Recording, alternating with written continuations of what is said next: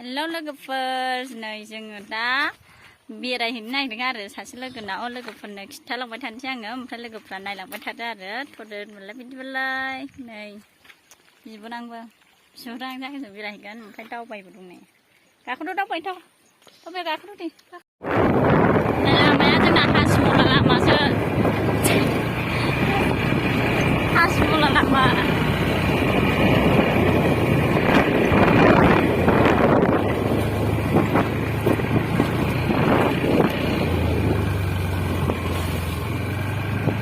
लामायानो गाज्रिथारलै एसे लामाबावसो जाबाय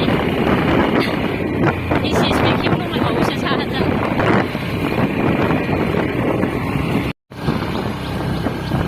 माइ गायखांजोबनाय दा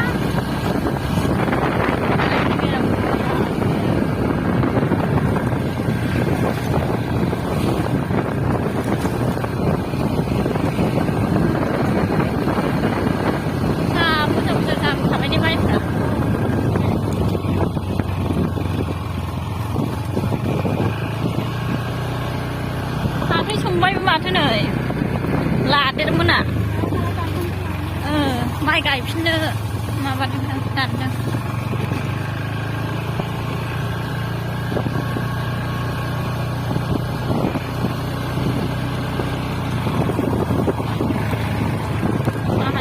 माहाजोन दंथारोलै ओरै सिख्लाफ्रा फिसालाफोर दंबा लाजाफैगौमोन ओरैनो मालाय गोजानाव फरायनाय गोजा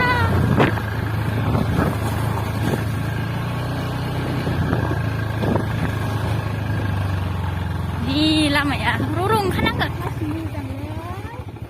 गाहायजोंसो माबानांगोनदां नै लामायानो थखथानि गोजासो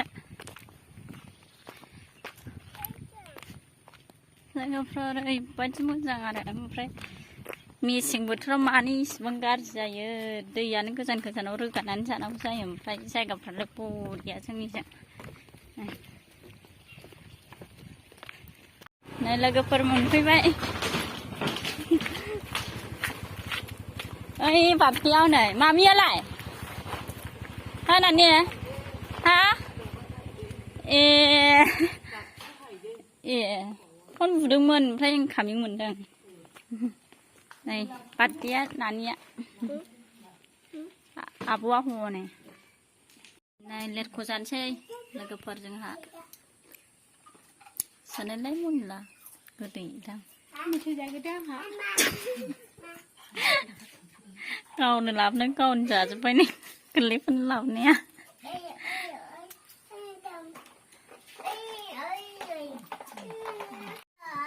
बार्डे नोंसिना मामिया अखाय थांदोरा ओइ बार्डे नानि नोंसिना मामिया अखाय थांदों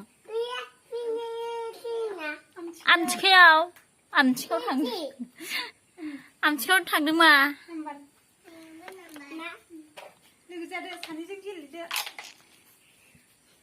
ना गोरान फोरानदों हनै लोगोफोरना सोरना लायनाय नानि नाया बाबा लायाना आबै लायारा नानि